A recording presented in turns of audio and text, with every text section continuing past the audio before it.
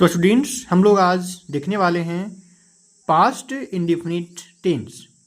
तो past indefinite tense का पहचानने का नियम क्या होता है कि जिस हिंदी वाक्य के क्रिया के अंत में ता था, ती थी, ते थे, है ना, या, ई, ए, ये आता है उसे हम क्या कहते हैं तो पास्ट इंडेफिनिट टेंस कहलाता है। मतलब कि लास्ट में अगर आ जाए ता था, ती थी, ते थे, है ना, जैसे हम राम खाता था या राम किताब पढ़ता था, ता था आ गया तो हम क्या बोल देंगे कि अब कौन टेंस से तो पास्ट इंडेफिनिट टेंस से।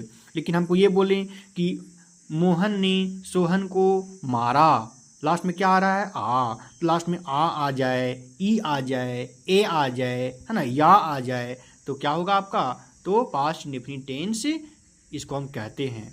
तो पहचानने का नियम फिर से बोल रहे हैं तो क्या बोल देंगे कि जिस हिंदी वाक्य के क्रिया के अंत में क्या आ जाए ता था, ती थी, ते थे, या, ई, ए, ये आता है उसको हम क्या कहेंगे तो पास्ट इंडेफिनिट टेंस कहते हैं।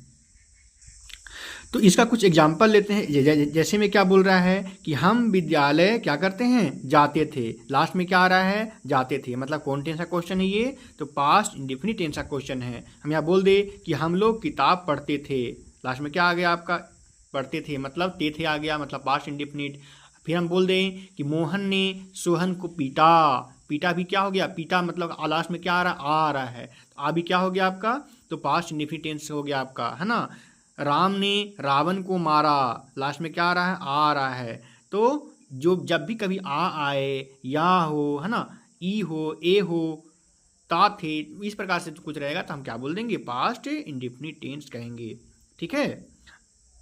आप जानते हैं कि अफर्मेटिव सेंटेंस का सकारात्मक वाक्य का इसका स्ट्रक्चर क्या होता है तो स्ट्रक्चर बोलता है कि subject plus V2 plus object, है ना, subject plus V2 plus object मतलब क्या हो गया ना कि आपका, है ना, इस जो आपका स्ट्रक्चर होगा वो क्या होगा subject plus V2 plus object, इसका स्ट्रक्चर है। तो पास्ट इंडेफिनिट टेंस का अफर्मेटिव सेंटेंस का क्या है ये स्ट्रक्चर है, क्या है subject plus V2 plus object, मतलब V2 का प्रयोग करेंगे, किसका प्रयोग करेंगे तो V2 का प्रयोग करेंगे। जैसे हम जान गए कि अगर पास्ट इंडेफिनिट टेंस का क्वेश्चन है तो हम किसका प्रयोग करेंगे तो V2 का प्रयोग करेंगे। आइए अब हम कुछ इसका क्वेश्चन करते हैं।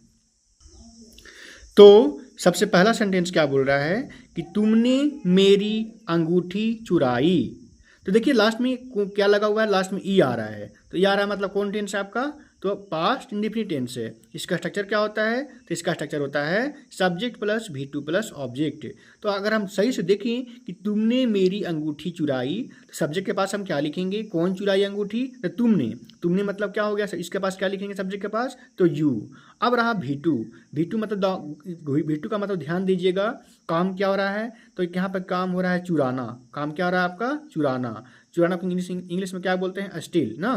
तो स्टील का V2 क्या होता है तो स्टॉल होता है, क्या होता है स्टॉल। तो V2 यहाँ पे याद रखिए कि कोई भी काम होता है वर्ब होता है उसका हम यहाँ पे यूज करते हैं V2। तो काम हो रहा था चुराना, चुराना मतलब क्या हो गया आपका तो V2 स्टील हो गया, स्टील का V2 क्या हो जाएगा आपका स्टॉल। तो इसके पास क्या लिख देंगे हम यू के पास, ये सब्जेक्ट के पास क्या लिख दिए यू, V2 के पास क्या लिख देंगे बोलो तो स्टॉल। अब क्या चुराना तो देखिए तो अंगूठी चुराने की बात हो रहा है, पर किसकी अंगूठी चुराने की बात हो रहा है तो मेरी अंगूठी चुराने की बात हो रहा है। तो क्या हो गया यू स्टोल माई रिंग, कोई दिक्कत। अब देखते हैं नेक्स्ट क्वेश्चन।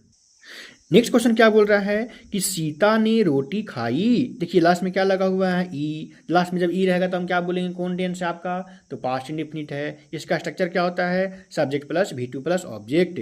तो यहाँ सब्जेक्ट कौन है आपका कौन खाई है किस, है ना, कौन काम कर रही है तो सीता, सीता क्या हो गया मेरा ऑब्जेक्ट। अब काम क्या हो रहा है आपका खाना, खाना मतलब क्या होता है ईट, तो ईट का V2 क्या होता है एट, तो सीता एट क्या खाने की बात हो रहा है तो रोटी खाने की बात हो रहा है, रोटी का मतलब क्या हो गया आपका तो ब्रेड, है ना।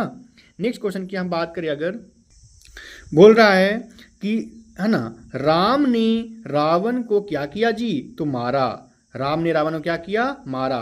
देखिए लास्ट में रा आ रहा है, राम मतलब कहा लास्ट में क्या आ रहा है आ, तो अभी लास्ट में आ रहेगा तो हम क्या बोलेंगे पास्ट इंडिफिनिट टेंस है।